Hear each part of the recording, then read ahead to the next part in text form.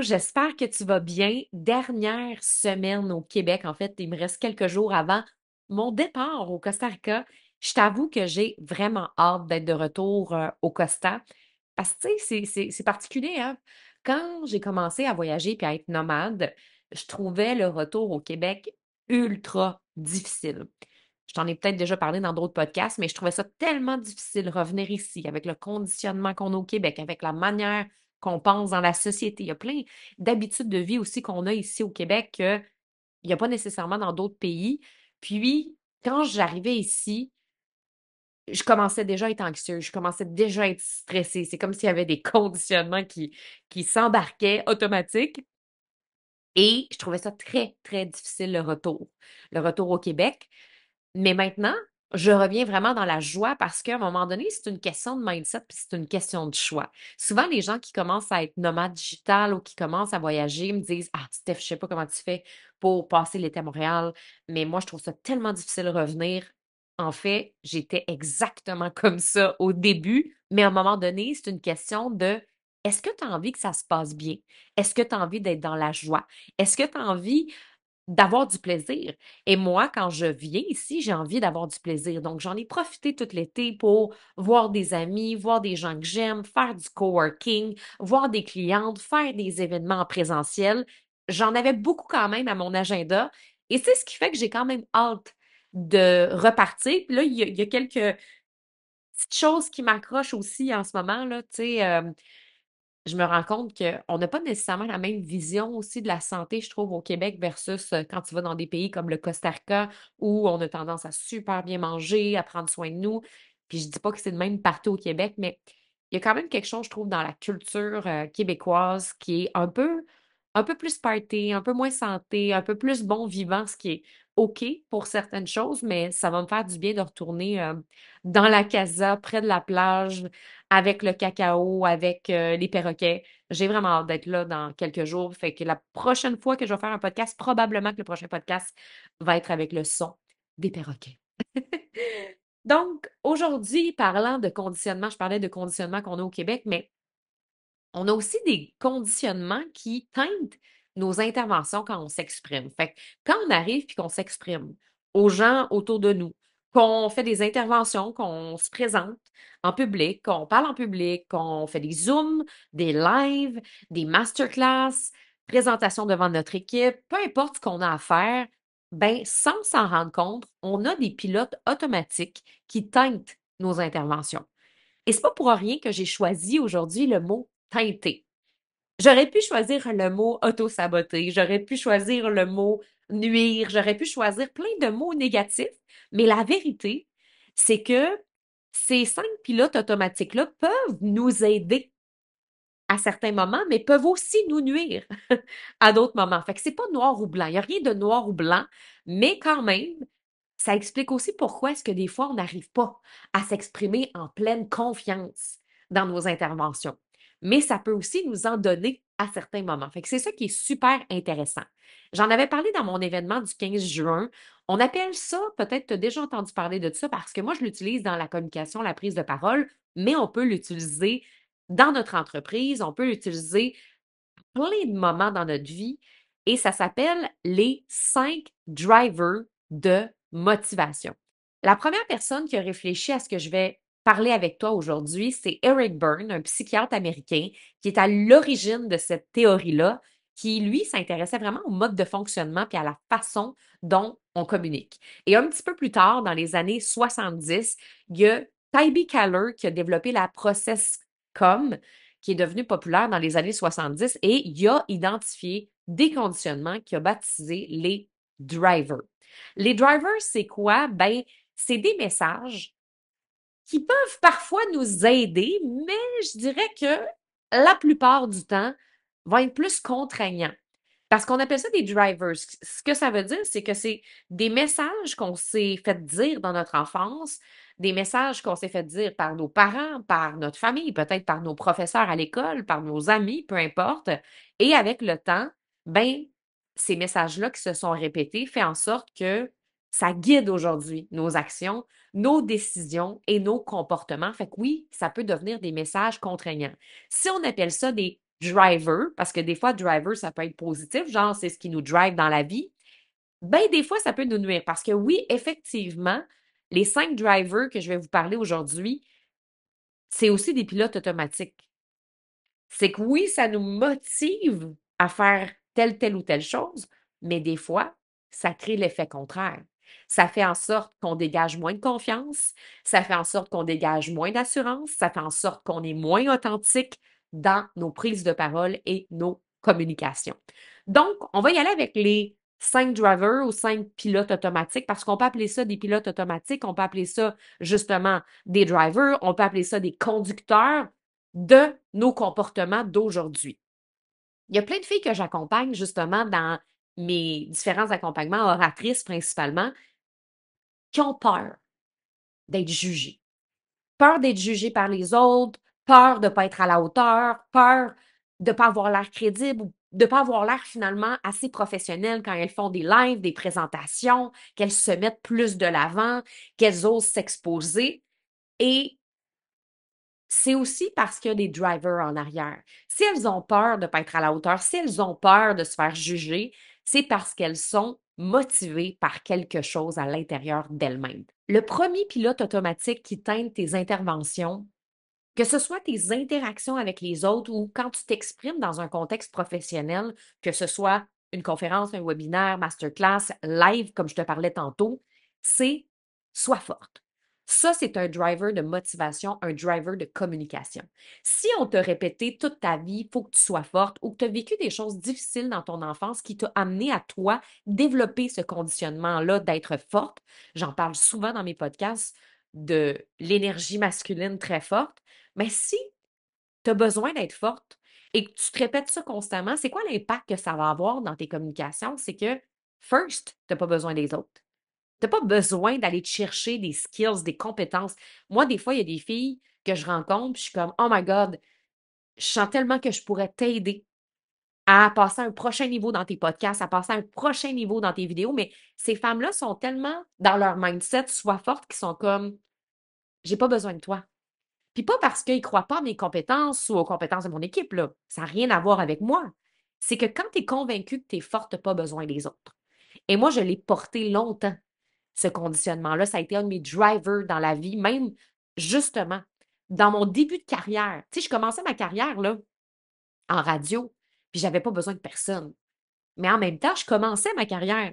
Donc oui, j'avais étudié en radio, mais j'avais tellement de croûtes à manger, mais pas besoin de personne. Pas besoin de conseils. Parce que j'avais été conditionnée comme ça. Sois forte, tu es capable, tu vas y arriver, tu n'as pas besoin des autres. Mais il y a plusieurs choses qui se passent dans ce temps-là, dans nos communications. Premièrement, on ne peut pas les amener à un autre level. On ne peut pas les amener à un prochain niveau parce que on ne voit pas ce qu'on a à travailler. À un moment donné, on est comme, on continue, on travaille fort et on s'épuise. Et à un moment donné, c'est drôle hein, parce que ça a un impact sur notre voix. Il y a une limite à ce qu'on peut partager avec la voix d'être forte. Parce que quand on est forte, on ne peut pas partager nos histoires vulnérables. On ne peut pas partager nos émotions. L'exposition émotionnelle, c'est très difficile. On peut être super professionnel. On peut parler de plein de choses. On peut être super à l'aise à parler devant notre équipe de travail. Mais quand vient le temps de parler de notre histoire, de notre passé, de notre background, watch out. Et j'ai une cliente justement qui, elle, pendant des années, elle s'est empêchée de raconter son histoire. Elle a vécu toute une histoire dans son enfance, dans sa jeunesse. Puis en ce moment, dans Oratrice, on a monté une conférence où est-ce qu'elle raconte ce qu'elle a vécu dans son enfance qui a été ultra, ultra difficile. Puis elle me l'a dit. Pendant des années, j'osais pas rien exprimer de ça. Puis j'ai tellement justement vécu des choses difficiles quand j'étais jeune que j'ai appris à être forte. J'ai appris à être cette femme performante, cette femme positive, cette femme let's go, on avance, on fonce. Mais à un moment donné, ça nous nuit dans nos communications parce qu'on ne voit pas la vraie toi, l'identité réelle, au complet, avec toutes tes facettes. Est-ce que ça peut nous aider? Parce que là, j'ai parlé beaucoup du côté peut-être un petit peu plus négatif, mais oui, ça peut nous aider. Je pense pas que je serais où je suis aujourd'hui dans ma business, même dans ma carrière d'oratrice, si j'avais pas été cette femme forte-là. Parce que c'est ce qui m'a permis de me relever. C'est ce qui me permet aussi de gérer un niveau de stress important. Justement, quand j'ai une prise de parole à faire qui me stresse, une nouvelle, un nouveau contexte, quelque chose qui est nouveau, là, j'ai un gros contrat qui s'en vient bientôt, puis j'ai jamais fait ce genre de prise de parole-là dans une grosse business, et là, je suis comme, oh my God. Mais ça m'aide. Sois forte, et capable. Ça me permet de gérer du stress important. Ça me permet d'être forte face à l'adversité, de gérer certaines situations. Fait que ça m'aide, oui. Mais à un moment donné, il faut aussi laisser tomber cette partie-là de nous. Deuxième pilote automatique qui teinte nos interventions, c'est fais des efforts. Comme si c'était jamais assez. En anglais, on dit try hard. C'est difficile de penser qu'il faut que les choses soient simples. C'est compliqué. Donc, l'impact que ça va avoir, ça, d'être toujours dans ce mindset-là, le mindset de fais des efforts, c'est que il faut faire des efforts de fou pour que ça marche. C'est pas vrai que tu peux arriver à être conférencière facilement, que tu vas être invité à un sommet, que tu vas pouvoir rapidement, facilement être invité par quelqu'un dans un podcast ou partir ton podcast puis que ce soit facile et fluide. Non. C'est seulement les efforts acharnés qui sont récompensés. Donc, tu travailles comme une malade. Et souvent, ces personnes-là, dans leur communication, ils font énormément d'efforts. C'est des filles là, qui sont essoufflées de créer du contenu, de faire des stories, de faire des lives, de faire du contenu pour les médias sociaux. Ils veulent être partout, veulent tellement en faire, puis ils n'arrivent pas à obtenir les résultats. Mais ce que ça cache, c'est un sentiment d'insécurité, de doute. Comme si, dans le fond, la vérité, c'est qu'on se sent jamais légitime, peu importe ce qu'on fait, peu importe ce qu'on dit, c'est jamais assez. C'est jamais assez bon. Faut en faire plus. Puis, souvent, quand on est là-dedans, on veut montrer qu'on fait de notre mieux. Et concrètement, mettons, dans nos interventions, ça va faire en sorte qu'on va surcharger souvent nos interventions d'informations, de détails, parce que on veut prouver notre compétence. On veut prouver notre valeur. J'ai une fille, justement, avec qui je travaillais sa masterclass, et que plein de trucs dans sa masterclass. Puis j'étais comme, écoute, pour vrai, c'est super intéressant tout ce que tu parles, mais pourquoi tu as besoin de parler de tout ça? Parce que la vérité, là, c'est qu'à chaque fois qu'on prépare des interventions, des communications, il y a quelque chose qui se cache en arrière du nombre d'informations qu'on met ou du fait qu'on n'en met pas assez ou du fait qu'on parle vite, qu'on parle lentement. Puis quand on est dans un mindset de fait des efforts, on veut montrer aux autres qu'on est bonne, qu'on est compétente, qu'on a une valeur et pour ça, on surcharge nos PowerPoint, on surcharge nos masterclass, on surcharge nos lives et il peut y avoir une incompréhension de la part des gens qui nous écoutent. Le troisième driver que je veux te parler, c'est dépêche-toi. Dépêche-toi. Et ça, c'est vraiment facile parce que quand tu veux te dépêcher, premièrement, ça paraît partout. Ça paraît dans ton corps, ça paraît dans ta voix. Et ça, je l'entends souvent. Des fois, je m'en vais voir un événement, puis il y a quelqu'un qui parle en avant, puis la personne, elle dit, je vais essayer de faire ça vite. Pourquoi tu vas essayer de faire ça vite? Tu es invité à parler en avant, genre calme-toi. Mais ça, c'est le driver, c'est le pilote automatique. Dépêche-toi. Quand on t'a dit quand tu étais jeune, dépêche-toi. Vite, vite, vite, vite. Puis que ça fait partie de ton conditionnement de te dépêcher. Si on te dit de te dépêcher, ben ça va avoir un impact. Et souvent, on a cette impression-là à l'intérieur de nous de ne pas être assez rapide, de décevoir. Puis là, on est comme, OK, OK, je vais me dépêcher. Fait que là, il y a des filles qui parlent super vite, là, dans leur live, dans leur story, dans leur masterclass, dans leur présentation, ça parle vite. OK, je vais te parler, je vais faire mon possible, je vais me dépêcher. Il y en a qui commencent leur intervention, une analyse de prise de parole que j'avais faite avec une de mes clientes. Elle parlait tellement vite, j'étais comme, pourquoi as-tu besoin? de parler vite parce qu'il y a plusieurs raisons pourquoi on parle vite. C'est pas juste une question de personnalité, ça, c'est n'importe quoi. On veut fuir quelque chose, on veut se sauver de quelque chose. Donc, quand on est sous l'influence de ce pilote automatique-là, de ce driver-là, ben, on a de la misère à suivre. Le discours devient trop rapide, puis il y a une précipitation qui donne l'impression que tu n'as pas confiance en toi. Puis c'est pas juste une impression, souvent c'est vrai. Souvent, il y a un manque de confiance en arrière de ça. Le prochain driver, c'est fait plaisir. Et ça, là, c'est très, très commun chez les femmes, de vouloir faire plaisir. Quand j'entends des filles me dire, moi, je parle à tout le monde. Pourquoi tu parles à tout le monde? Pourquoi tu as besoin de parler à tout le monde? C'est souvent ce désir-là de s'occuper du mieux possible des gens qui nous entourent, de s'assurer que tout le monde soit OK. On est là-dedans. On veut faire plaisir aux autres, puis à cause de ça, on n'est pas capable d'avoir une clientèle cible. Il y a des endroits que c'est pas pire, mais quand on est sur les médias sociaux, quand on s'exprime sur les médias sociaux, qu'on fait des lives sur les médias sociaux, qu'on fait des stories sur les médias sociaux, qu'on fait des vidéos, on a besoin de s'adresser à une personne précise, mais quand tu es dans le driver, le pilote automatique fait plaisir, tu veux servir les hommes, tu veux servir les femmes, tu veux servir les plus jeunes, tu veux servir les gens qui ont un peu moins d'argent, mais ceux qui ont beaucoup d'argent, mais ceux aussi, tu veux servir tout le monde. Imagine, dans le fond, que tu fais une recette, OK? Tu fais une recette, tu dis, ah, je vais faire une grosse sauce à spaghetti.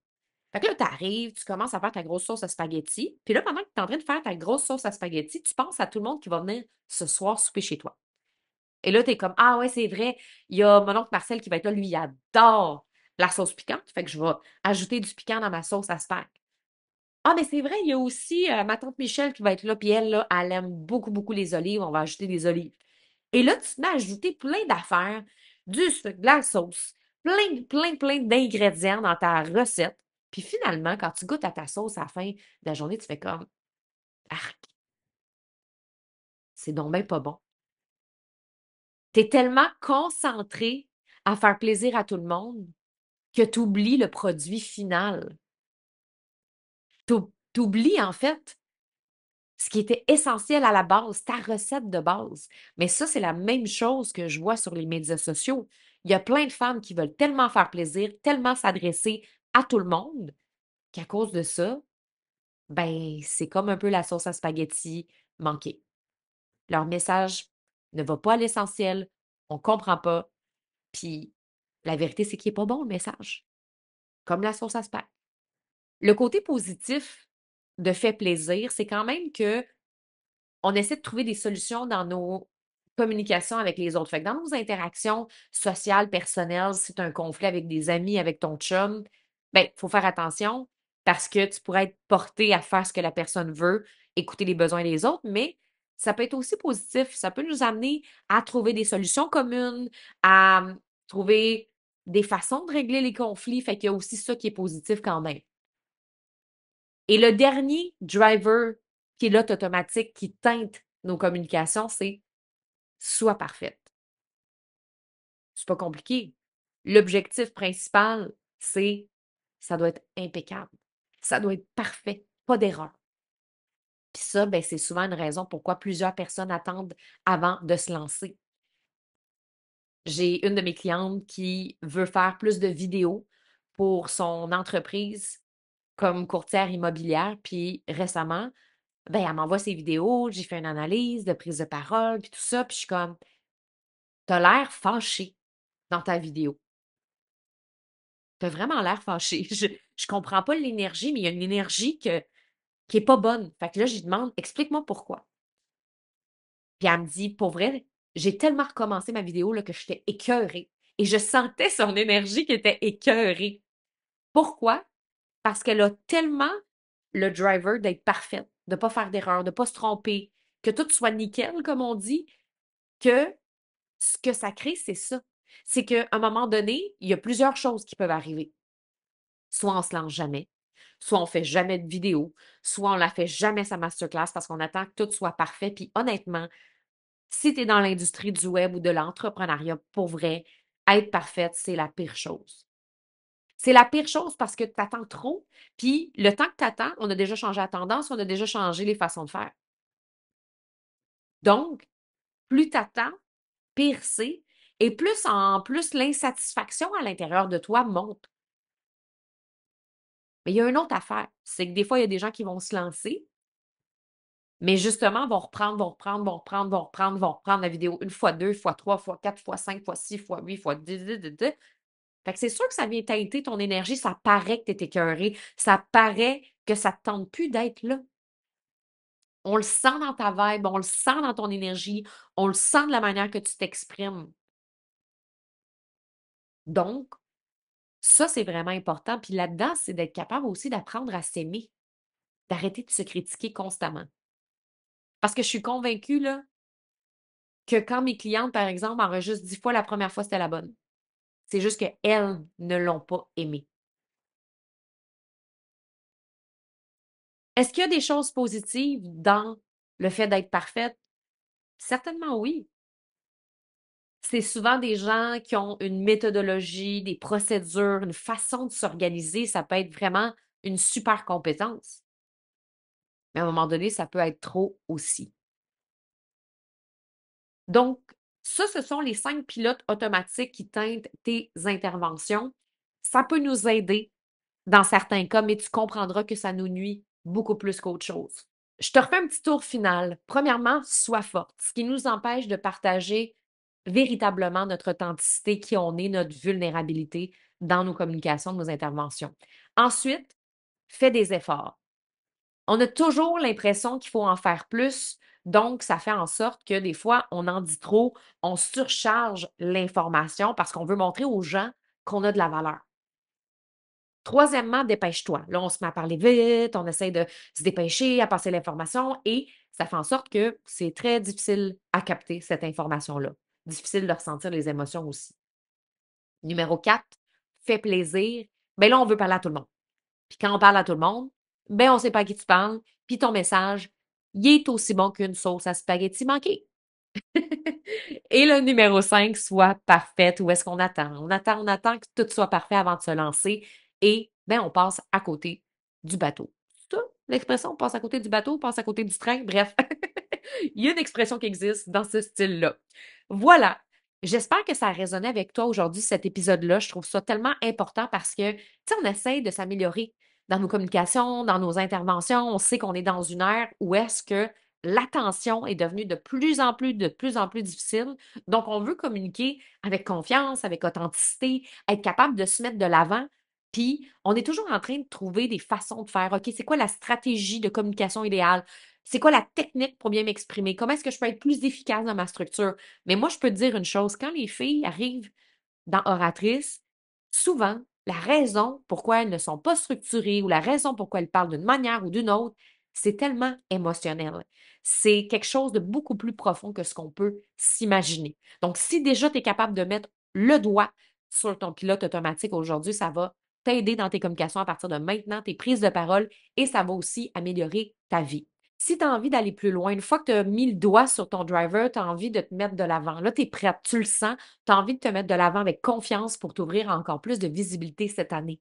Que ce soit à travers tes vidéos, podcasts, masterclass, tu as envie d'être vu, entendu, tu as un message fort à passer. J'ai un training gratuit. J'appelle ça mon visibilité boost pour te mettre de l'avant avec confiance et t'ouvrir à encore plus de visibilité. C'est gratuit, c'est dans les notes de l'épisode et je t'invite à aller le télécharger si ça te tente. C'est même pas un téléchargement. Tu n'as même pas en fait besoin de mettre ton adresse courriel ou ton prénom. Tu cliques puis tu as accès direct au training. Ça, c'est la vie. Fait que je te souhaite une belle semaine. La prochaine fois qu'on se retrouve, ça va être en direct du Costa Rica. En direct, ben, je ne serai pas en direct, là, je vais être préenregistré, mais en tout cas, tu comprends le principe. Et si tu as aimé l'épisode, je t'invite à faire un 5 étoiles sur Apple Podcast. C'est grâce à ça si le podcast ben, continue de se faire semaine après semaine. Je te souhaite une belle semaine. Bye!